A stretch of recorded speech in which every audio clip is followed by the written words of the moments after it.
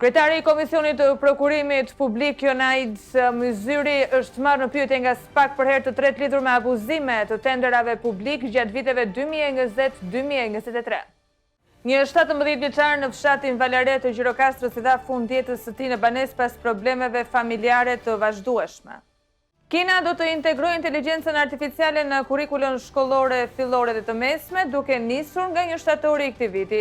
Qëllimi i kësaj nisme është të edukojë brezat e rinj mbi teknologjinë moderne. Zonja dhe zotrinj, përshëndetje dhe mirë se vini në edicionin informativ, këtu në TV-Dheu. Në një tender të Fondit Shqiptar të Zhvillimit, 9 nga 10 kompanitë garuese dorëzuan oferta identike, çka gre dyshime për koordinim apo manipulim të mundshëm. Fituesi u përzgjodh me një diferencë të vogël pikësh, ndërsa firma e vetme me ofertën më të lartë u skualifikua për mungesë dokumentacioni. Një nga tenderet më të çuditshëm të fundit mban firmën e Dritana Gollit, kreu të Fondit Shqiptar të Zhvillimit, në një procedurë për shërbimin e koalidimit të punimeve për objektet në zbatim të programit IVR dhe 100F, 9 nga 10 firmat garuese kanë dorëzuar të njëjtën ofertë deri në qendark. Vetëm një firmë që guxoi të dalë nga rreshti u skualifikua. Sipas dokumenteve të siguruara nga redaksia jon, fondi limit i tenderit ishte 13.103.000 lek, ndërsa 9 firmat ofruan të gjitha nga 11.121.000 lek.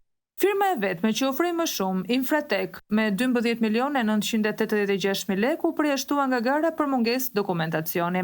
Fituesi, firma Net Group, e cila kishte të njëjtën ofertë që të gjithë të tjerët, por mori pak më shumë pikë, 295.50 kundrejt 294.00 të firmës tjetër Statank and MCE and Progreen. Edhe firma të tjera si Arena MK, Zenit and So, AE Engineering, Novatech Studio, RCM dhe GB Civil Engineering ishin në të njëjtën linjë financiare. Procedura është konsideruar tepër e dyshimt, duke ngritur dyshime të forta për marrëveshje paraprake mes firmave apo orientim nga brenda institucionit. Kur të nëntë bien në një mendje, lind pyetja, rastësi, koordinim apo drejtim nga larg.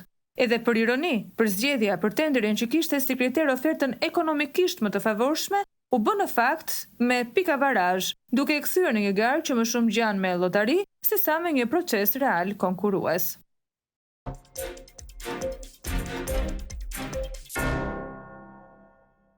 Kryetari i Komisionit të Prokurimit Publik Jonaid Myzyri është marrë në pyetje nga SPAK për herë të tretë lidhur me abuzimet me tenderët publik gjatë viteve 2020-2023.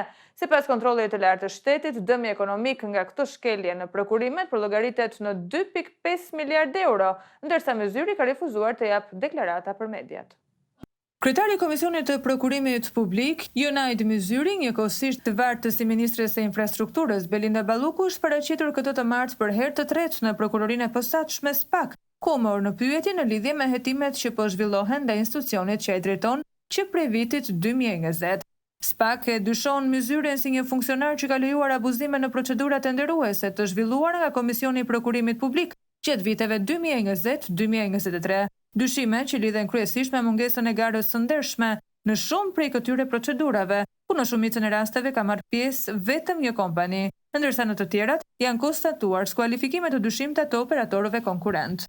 Sipas një auditimi të kontrollit të lartë të shtetit, dëmi ekonomik i shkaktuar nga këto abuzime me tenderat përllogaritet të jetë mbi 2.5 miliardë euro, pavarësisht interesimit të mediave. Myzyri ka refuzuar të japë deklarata pas daljes nga SPAK, ashtu si edhe në 2 paraqitjet e mëparshme.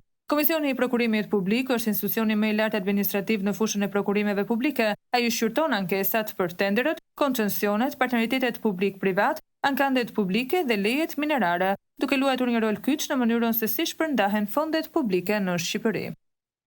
Një 17 vjeçar në fshatin Valaret të Gjirokastrës i dha fund jetës së tij në banesë pas problemeve familjare të vazhdueshme. Pavarësisht paralajmërimeve të përsëritura nga i riu, as familja, as shkolla apo autoritetet nuk morën masa për të ndihmuar apo për të parandaluar këtë akt tragjik. Një ngjarje rënd rënditi fshatin Valaret të Gjirokastrës, ku një 17 vjeçar Vepi Peçi i dha fund jetës në banesën e tij. E dashura e tij në një reagim për redaksin ton tregon se arsyeja e vetvrasjes nuk lidhet me bullizmin, por me problemet familjare të 17 vjeçarit që shoqëria i thërriste shkurt Vini. Arsyeja pse Vini ka kryer vetvrasje nuk ka qenë fare bullizmi, ka qenë vetëm problemet familjare. Unë jam e dashura e tij dhe ka folur hapur me mua për çdo gjë, shkruan ajo. Sipas saj, Vini kishte kohë që planifikonte aktin vetflijues. Ai ka patur shumë probleme familjare dhe kishte kohë që e planifikonte këtë ditë. Ja munduar shumë që t'i ndryshoj mendje, por ishte e pamundur. Aktin vetflijues, Vini mendohet se e kreu pas drekës së Pashkëve me familjen e tij, nënën dhe 2 motrat e vogla, 10 dhe 3 vjeçe. Raportohet se pas drekës, 17 vjeçari është ngjitur në katin e dytë të banesës, ku edhe është vetvarur. Ai u zbulua nga familjarët që ishin të shqetësuar sepse nuk po kontaktonin me të prej 1 ore.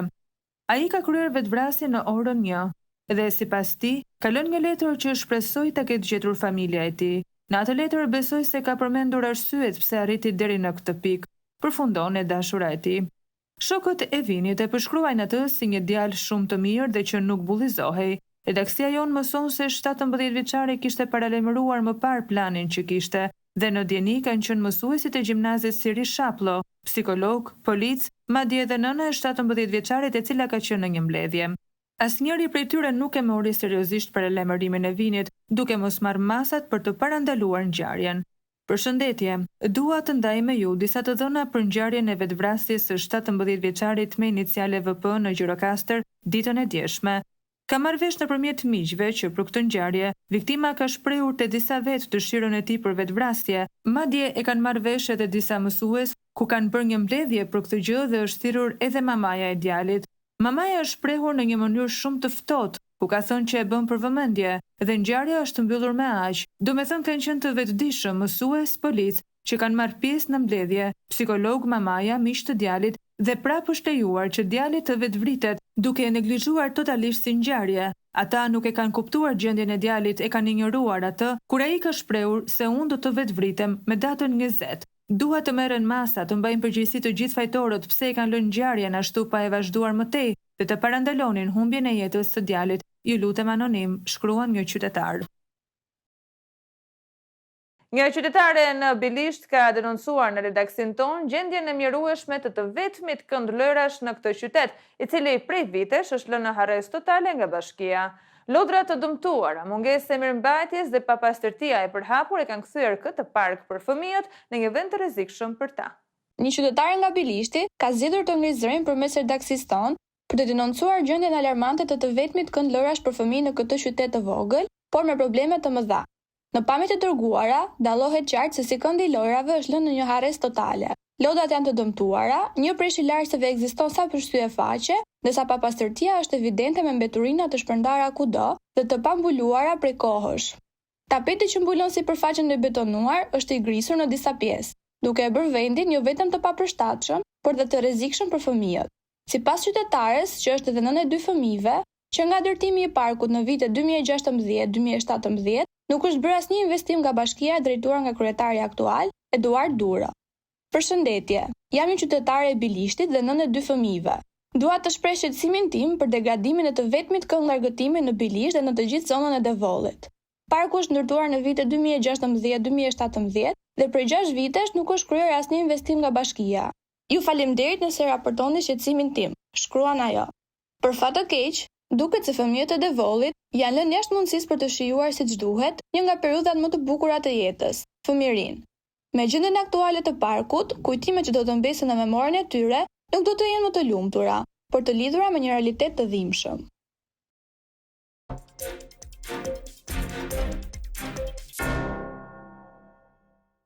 Në mes të dritës së qirinjve dhe gëzimit të Pashkëve në Korçë, njëri propozoi të dashurën e tij për martesë, duke sjellë një moment magjik dashurie dhe shpresë në këtë kohë të trazuara. Në një kohë kur lajmet e përditshme shpesh mbushen me dhunë dhe trishtim, një ngjarje plot dritë dhe dashuri erdhi nga zemra e Korçës. Gjatë procesionit të Pashkëve, ndërsa të gjithë mbanin në duar qirin dhe thërrisnin Krishti u ngjall, një njerëz zgjodhi të shpërfaqë ndjenjat e tij më të thella, duke i propozuar për martesë së dashurës së zemrës. Skena u bë edhe më e magjishme fal dritës së qirinjve dhe emocionit të momentit, që u reflektuan në fytyrat e të pranishmëve. Mes festës shpirtërore dhe simbolikës së rilindjes, ky gest dashurie ishte një kujtesë e bukur se edhe në kohë sfiduese, dashuria dhe shpresa mbeten forcat më të mëdha. Një propozim që nuk ishte thjesht për një jetë së bashku, por një përqafim i së bukurës në një botë që ka nevojë për më shumë dashuri.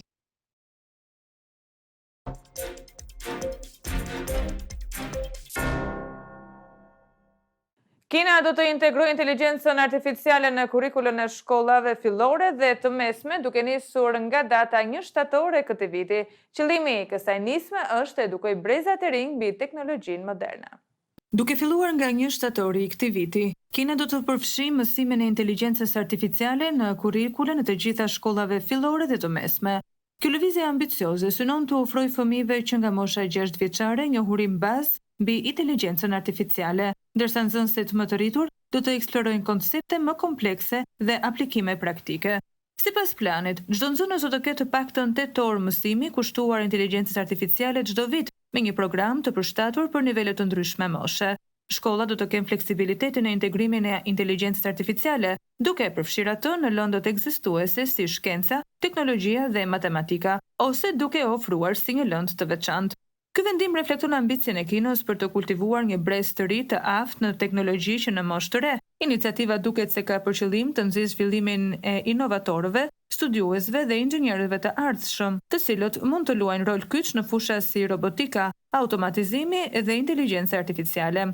Autoritetet kineze shprehin besimin se ekspozimi i hershëm ndaj inteligjencës artificiale do të ndihmojë në një kuptim më të mirë të teknologjisë në të ardhmen, se do të rrisë interesin për karriera në fushat STEM, shkencë, teknologji, inxhinieri dhe matematik. Ndërkohë që shumë vende të tjera po shqyrtojnë mënyrat e integrimit të inteligjencës artificiale në sistemet e tyre arsimore, Kina ka marrë një hap konkret, duke bërë inteligjencën artificiale një element thelbësor të edukimit që në fillimet e shkollimit. Kjo lëvizje do të ndiqet me interes nga komuniteti ndërkombëtar për të parë ndikimin e saj në brezin e ri dhe në zhvillimin e teknologjisë globale. Zonja dhe zotrinj, ka qenë kjo gjithçka e përgatitur për këtë edicion informativ. Ju falenderojmë për vëmendjen tuaj. Bashkë në takofshim.